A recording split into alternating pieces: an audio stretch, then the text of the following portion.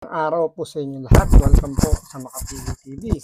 So, dun sa nilabas po na report po ni Pangulong Duterte tungkol dun sa pagpirma nga ng blanco dun sa BICAM report, nakakapagtaka lang na bakit si Pangulong Bongbong Marcos yung kauna-unang nag-react, hindi naman siya yung pinatutungkulan doon ni Pangulong Duterte.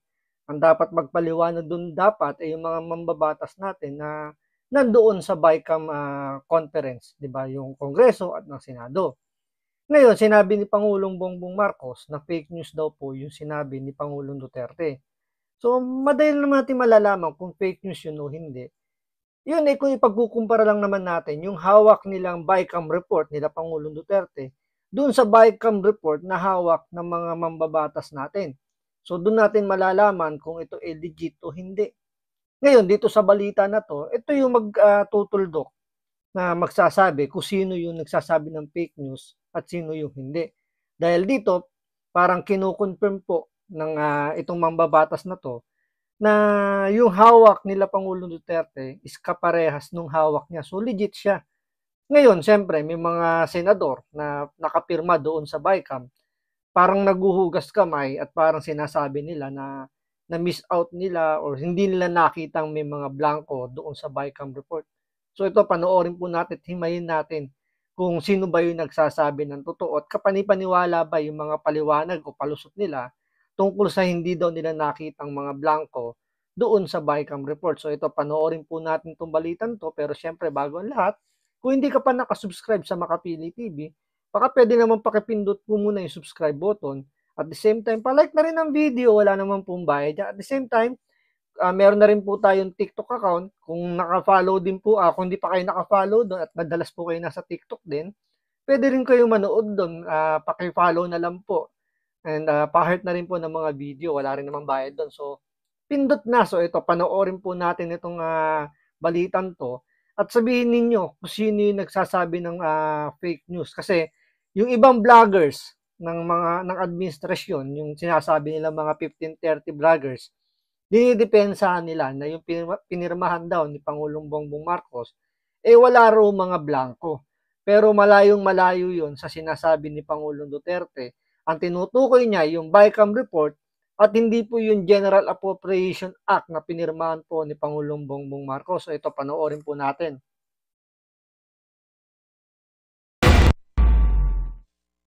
Nakakuha ang GMA Integrated News ng kopya ng BICAM report ng 2025 National Budget mula kay Congressman Raul Manuel ng Kabataan Party List. Aniya, tugma raw ito sa mga blankong ipinunto sa inilabas na dokumento ni na Congressman Isidro Ungab at dating Pangulong Rodrigo Duterte. Sabi ni Manuel. So yan po si Manuelita na po nag-confirm. Ito po hindi to kapanalig ni Pangulong Duterte Ito number one detractor to ng mga Duterte, itong si Manuelita. Kasapi yan ng Makabayan Black, ng mga makakaliwang sympathizer ng NPA. So, kahit siya, kinukonfirm niya yung BICAM report na hawak ni Congressman Ungab at ni Pangulong Duterte ay kaparehas ng hawak niya. So, ibig sabihin, hindi fake news yung sinasabi ni Pangulong Duterte, kagaya ng sinabi ni Pangulong Bongbong Marcos at ng mga tanso vloggers na mga 1530 kung tawagin nila. So, maling-mali yung pinakakalat ni Pangulong Bongbong Marcos at itong mga tanso vloggers na to. Sabi ni Manuel, ang BICAM report na ito na may mga blanco ang saring niratipikahan ng Kongreso. Aniya, binigyan daw ng kopya ng BICAM report ang lahat ng kongresista noong Disyembre bago ito isinalang sa plenaryo para maratipika. Pero ang problema, in-email lang daw ang soft copy nito. Kulang isang linggo bago ang ratifikasyon. Habang ang printed copy naman, ibinigay lang daw wala pa isang oras bago ito isinalang sa plenaryo. Kaya raw hindi na ito nabusisi ng maayos. Sobrang depend ng oras talaga para mabusisi yan. Parang may end din, sa totoo lang, hindi rin agad nakita yung mga blanks, no? Kasi nga, hindi tayo sanay na may mga ganon. Ngayon... So, base rito kay Manuelita, sabi niya, kumbaga gahol na. So, in-email lang sa kanila yung soft copy, pagkatapos yung hard copy na pag-uusapan doon sa bicameral conference, is 1 day before na lang or isang oras na lang yata. Basta gipit na sa oras. So, siguro yun yung naging diskarte ni Tambaluslos para hindi na mapansin yung mga blanco na yon. Parang insertion lang yan, di ba? May mga insertion sila nilalagay dyan. Kahit na ito ay tapos nang gawin, pagdating sa BICAM, nagkakaroon pa ng insertion. Ito yung mga mga ano nila, mga babudgetan nila sa kanilang mga project, isinisingit sa gitna or sa patapos na. Para nga naman, siyempre sa sobrang dami ng papeles, hindi na yan mapapansin dahil iba dyan hindi na binabasa. Di ba? Pipirma na lang kasi parang hindi natin alam kung tiwala ba yun o sabihin natin kampante o talagang natimbrehan na sila na merong mga ganong insertion, yung mga ganong mekos-mekos na ginagawa. Ngayon, kasi dito, ang nakakapagtaka lang, di ba? Nilagay lahat yung mga blanco doon sa Department of Agriculture na dating hawak ni Pangulong BBM. Alam naman natin, sinabi naman ni Vice President Sara Duterte, may mga nangungumisyon dyan na congressman. So malamang kaya doon inilagay sa agriculture dahil iniisip nila na kayang manipulahin ni Bongbong Marcos yung kanyang secretary. Pwede niyang himas-himasin yun. Hindi kagaya sa DepEd na napahiya sila dahil hindi pumayag si si Vice President Sara Duterte. At the same time, hindi na nila mailagay doon sa DPWH dahil sunog na dahil doon sa flood control project, 'di ba? So madali na silang masisita. Kaya nga ibinito ni Pangulong Bongbong Marcos yung ibang budget doon. So maliit lang yung tinapyas nila para lang masabi, pakitang tao na meron siyang ibinitong proposed budget doon. Ngayon, ang ginawa, dahil nga gahol na gahol sa oras, sinadya siguro gahulin para nga naman tamarin ng basahin yung ganong kakapal na dokumento. So, binlangko-blanko nila and then, yun nga, last minute na nila sinama para pirmahan na lang at hindi mapapansin. Yun siguro yung ginawang diskarte ng mga tambaluslos, siyempre kasama ng puon nila, para hindi mapansin ng mga senador. Pero siyempre, trabaho ng mga senador yun nabusisiin. Pero ang tanong, bakit, paano nakalusot yung ganong diskarte ni Tambaluslos? Yun ko lang na-encounter na nag-ratify ng budget, meron pala mga blank. Sa pagsusuri ng GMA Integrated News, ang pahinang ito halimbawa ng dokumentong hawak ni Ungab, pareho ang mga blanko sa dokumentong hawak ni Manuel.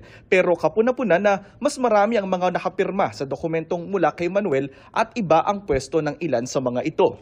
Sinusubukan ng GMA Integrated News na makakuha ng opisyal na kopya ng BICAM report mula sa Kamara. Sa proseso ng pagpasa ng budget matapos ratipikahan ng BICAM report, ito ang magiging basihan ng General Appropriations Bill o GAB na isusumiti sa Pangulo. Oras na pirmahan ito ng Pangulo para maisabatas, ito na ang tinatawag na GAA o General Appropriations Act. So, yun yung pinakikita ngayon ng administrasyon at ng mga 1530 vloggers na pro-administration, yung mga tanso vloggers. Yung General Appropriation Act na pinirmahan ni Bongbong Marcos. Yun yung parang librong nakabukbay na. Ang tinutukoy ni Pangulong Duterte at ni si Congressman Ungab, yun nasa bicameral, yun nasa unahan.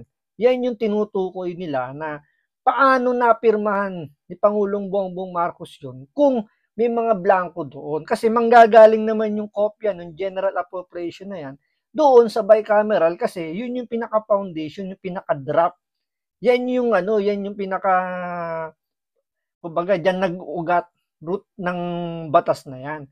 So ibig sabihin, kung blanco yun nandoon sa bicameral conference report na yon, sino yung nagsulat, sino yung nag-fill in doon sa General Appropriation? Ang dapat na maglalagay doon is yung mga mambabatas yung nasa Kongreso kasi sila yung may power of the purse. Sila yung naglalagay, sila yung kumbaga sila yung binigyan ng mandato ng batas natin na magbibigay ng budget. Ngayon, ng Kongreso, sila lang yung kumbaga check and balance sila dyan. Sila yung magbe-verify kung tama ba, kung may mga insertion, may mga maling pagpasok ba ng budget, sila yung dapat nagmamasid. Kaso ang nangyari, parang nagkaroon ng kuntsabahan yung dalawa. Paanong pinalusot ng mga senador yung ginawang pagbablanko, yung pangmimekos-mekos ng mga tambaluslos na yan, doon sa bicameral conference report na yan, paano nakalusot yun sa mata ng mga senador natin? So, ibig sabihin, it's either na-miss out nila. So, naging ano sila dyan, naging,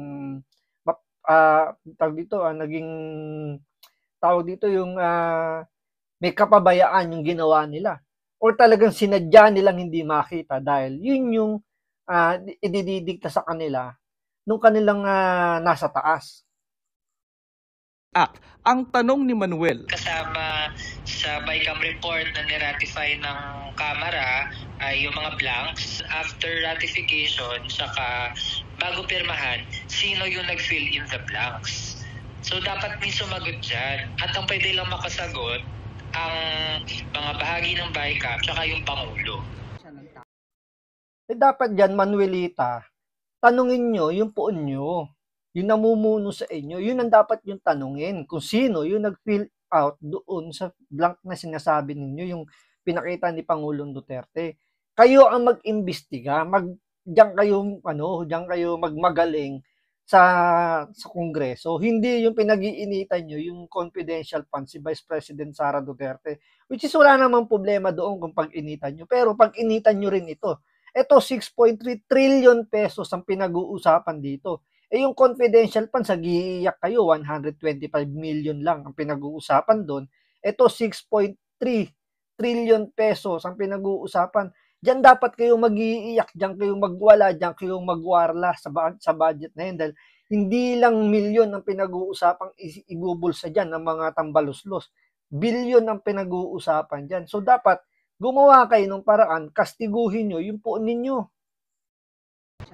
Pati mismong kapatid ng Pangulo na si Senadora Amy Marcos sinabi noong Disyembre na hindi siya pumirma sa BICAM report dahil blankong papel daw ito. Sinisiguro ko sa taong bayan na hindi.